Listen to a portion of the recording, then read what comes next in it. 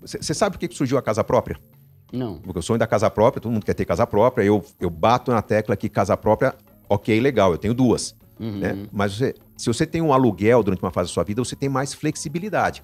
Você mora, você divide uma kitnet, um quarto, ganhou uma grana a mais, você muda para 2 dormitórios, casou, vai para um pouco maior. Quando a pessoa compra a casa própria, ela está se engessando.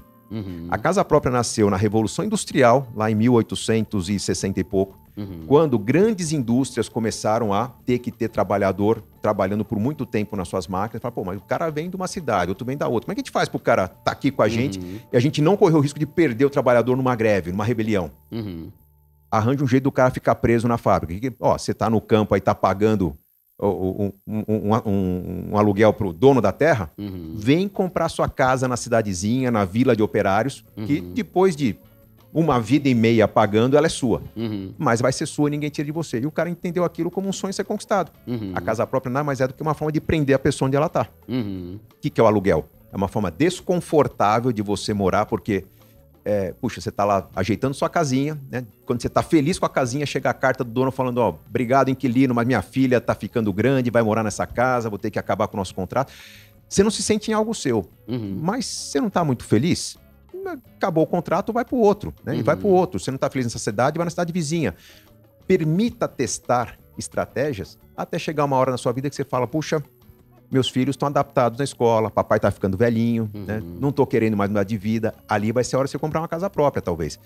Mas a gente tem esse sonho de comprar o quanto antes. Mas e isso está enforcando as pessoas. Mas você sabe que esse é um assunto que eu falo bastante lá no canal, que é o quê? Eu vejo que tem muito comparativo. Lembrando que meu canal é para pobre, e eu falo para pobre, né? Dentro de um contexto... Todos somos pobres, né, Duda? Sempre tem alguém com mais do que a gente, em qualquer condição de vida. Eu sou mais pobre daqui. Você é a última pomba mesmo. Não sei se você já viu aquela ilustração que é uma pomba e vai cagando uma na outra. O mais cagada é o... Sou eu, é o pobrezito. Por que eu bato muito nessa tecla? Aí você me dá a sua opinião. Eu vejo muito canal voltado para rico, falando sobre como é melhor você viver de aluguel. E eles provam por A mais B, que é isso, que você vai pegar o dinheiro, vai investir. E lá no meu canal eu combato muito esses argumentos falaciosos, digamos assim, sabe? Por exemplo, em vez de comprar o teu imóvel, aluga e com o dinheiro que sobrar você investe. Mas quem falou que o aluguel é mais barato que o financiamento? Ou entra num financiamento, porque você foi sorteado, que você conseguiu, enfim, pague um financiamento, mas vai morar num imóvel que custe menos, pagando aluguel. E cobre do inquilino do seu imóvel um aluguel maior. Sim, pra quem tem mas não pode. Aí você vai fazer o acordo de família. Aí você vai fazer alguma coisa, poxa, vamos lá. Mas então, esse que é o ponto, que o pessoal fala como se o aluguel fosse sempre mais barato do que o financiamento. E se você pegar, por exemplo, um plano do governo Minha Casa Minha Vida e tal... Perfeito. Por exemplo, em Osasco, o valor do meu apartamento, que eu financiei e comprei, a minha parcela lá custava 1.300. O mesmo apartamento, o aluguel era 1.700. Isso aí. Né? Então, entende? Que é isso que eu combato no canal, esse papo de que não, o aluguel é muito mais barato. Talvez se você for pegar uma casa de 500 mil e comparar com uma outra, assim, é mais barato. Mas quando você tem uns benefícios que os juros caem, hoje meu apartamento é quitado. Você está me dando uma baita oportunidade de explicar isso, porque principalmente as famílias de baixa renda questionam muito os meus vídeos, que realmente são feitos para quem tem... o exemplo que eu dou, mas você paga 1.500 de aluguel, quando tem muita gente no Brasil que paga 700, está enforcado. Planos subsidiados pelo governo de financiamento, eles fazem com que a sua moradia comprada seja mesmo mais barata que o aluguel. Sempre. Não tem exceção. Só que quando a gente compara comprar versus alugar, eu nunca estou comparando o mesmo imóvel. Quando a pessoa compra uma casa, Minha Casa Minha Vida, esse o nome ainda hoje, né? Voltou, enfim. Mudou e voltou de Então, novo. Minha Casa Minha Vida. A pessoa vai pagar esse imóvel por 15, 20, às vezes 30 anos.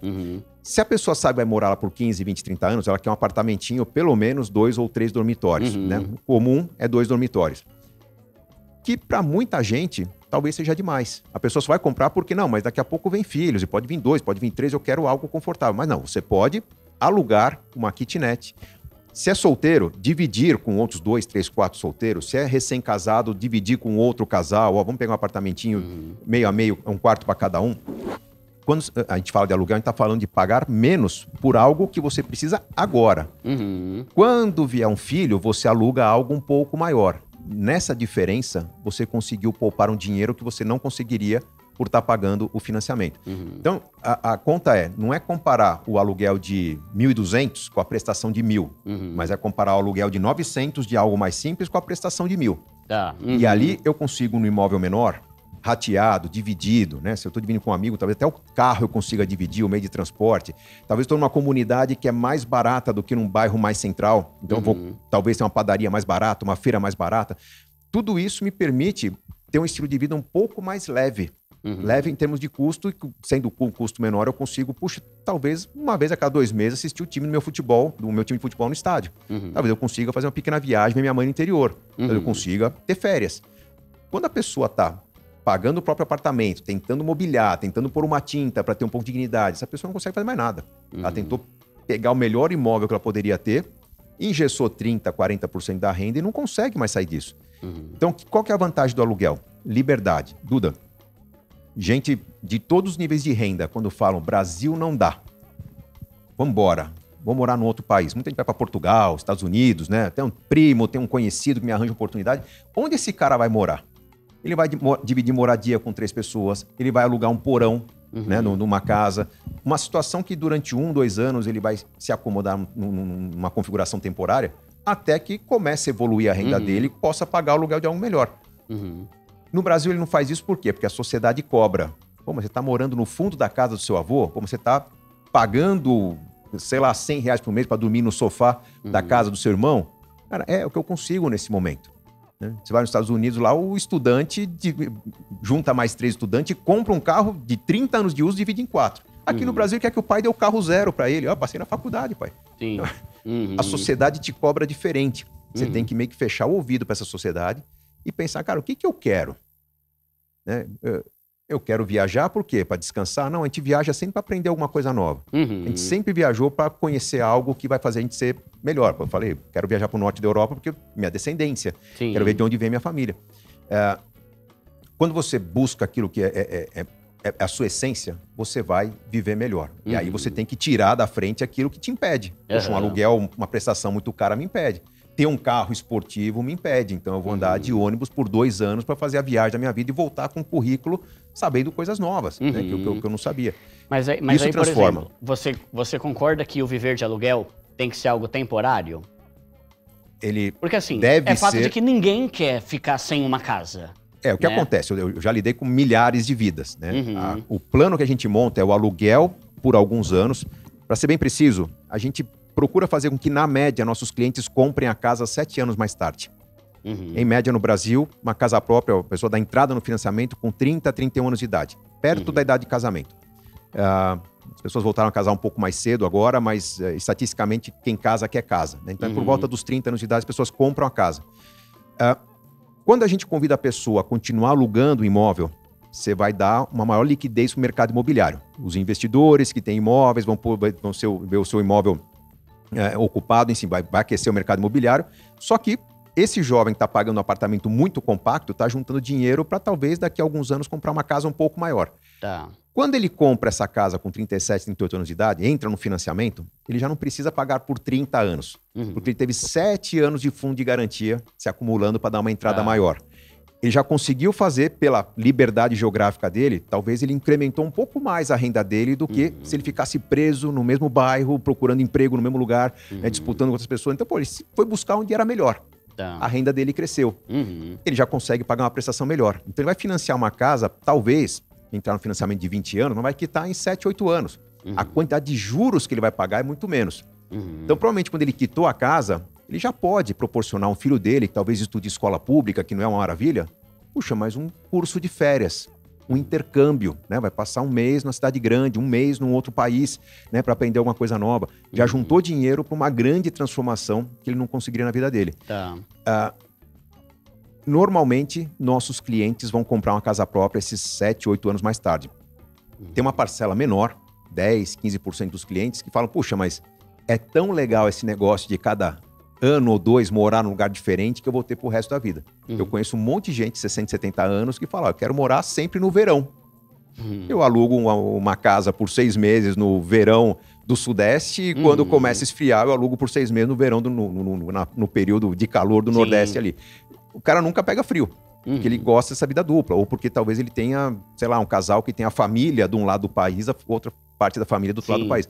E a pessoa tem uma vida tem itinerante. Essa mobilidade, né? Mobilidade, porque é aluguel. Mas aí então veja-se isso, ó, o seu raciocínio.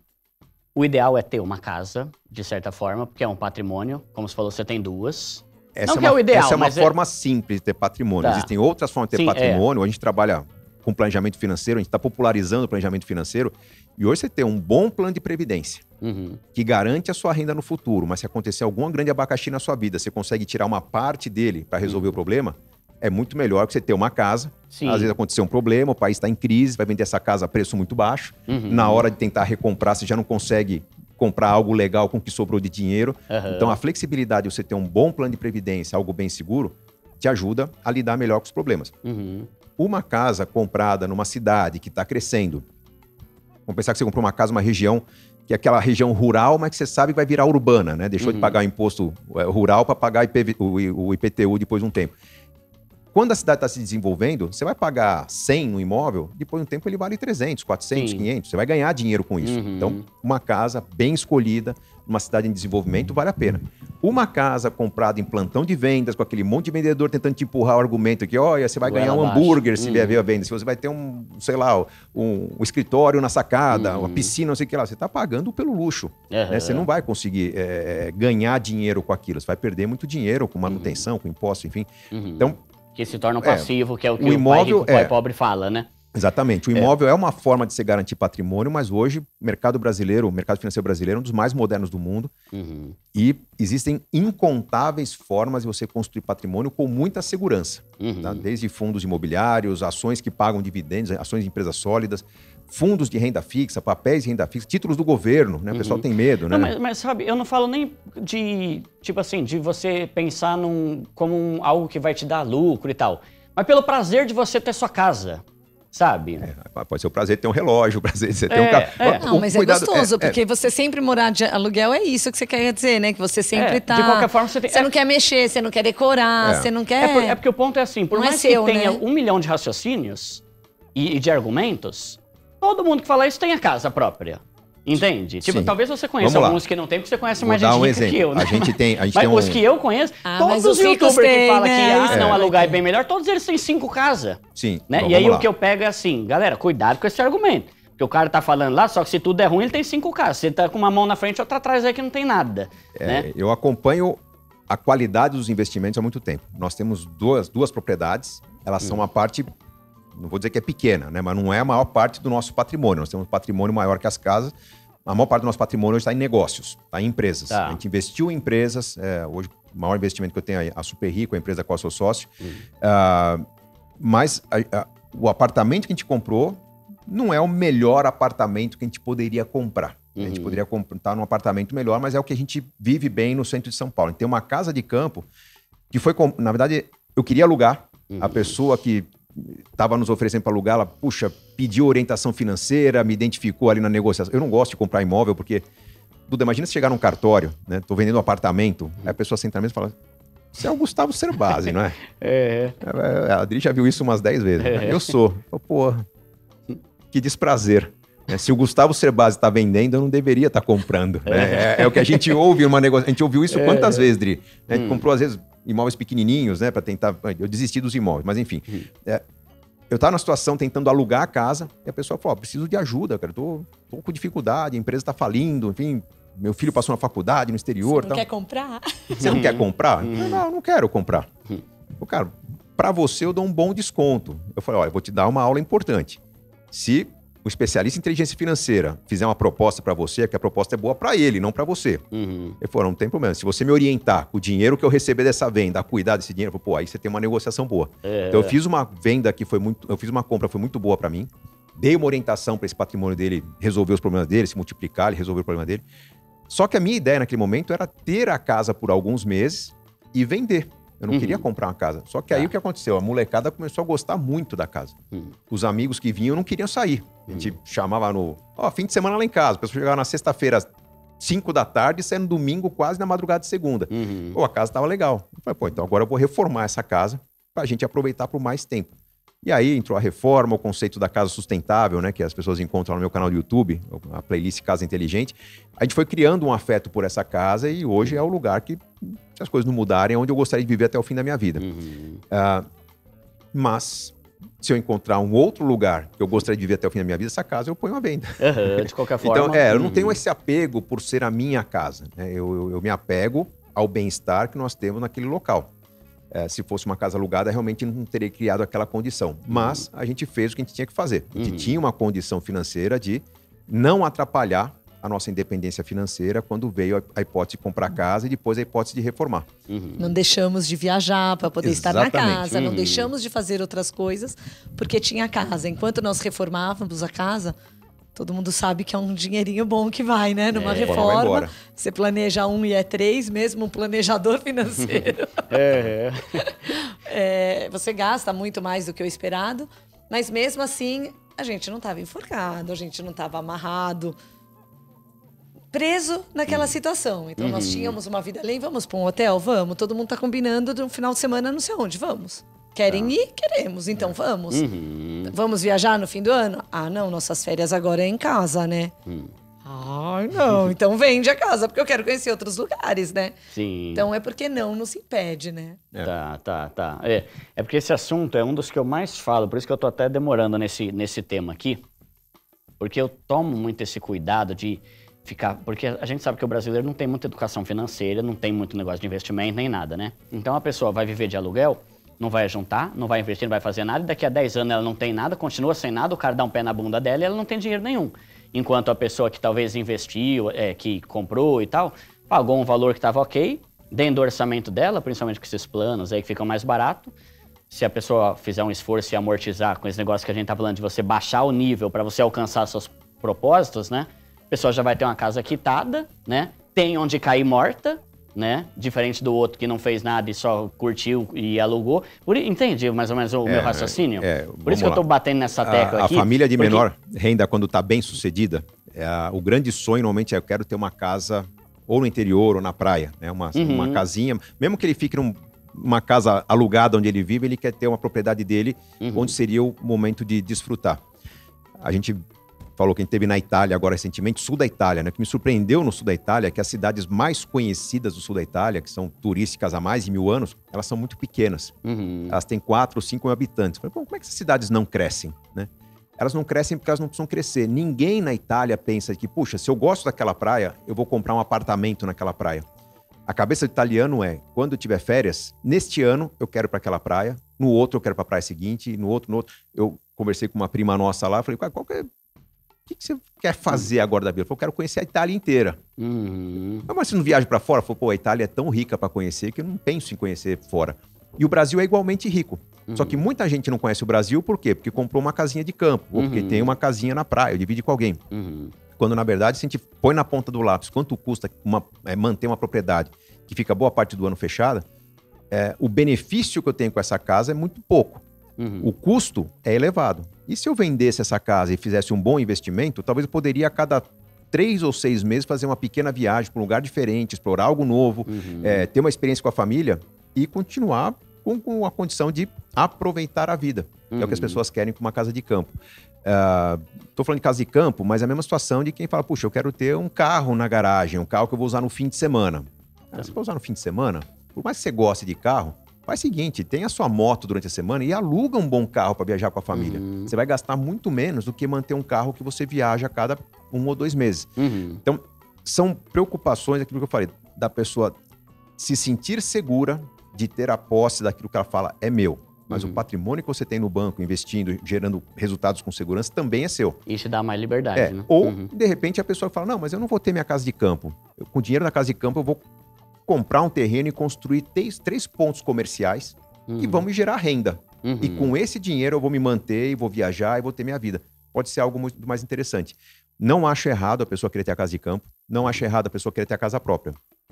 Mas o momento que a pessoa toma essa decisão, geralmente enjaula ela numa condição de perda total de liberdade. A pessoa não consegue mais conhecer algo novo, não consegue mais reunir amigos, né? Não, tem a casa, tem a churrasqueira, não consegue fazer um churrasco. Tem dívida, né? Só tem Porque aquele pagamento tá mensal pagando a casa. todo mês. Seu custo é alto. Né?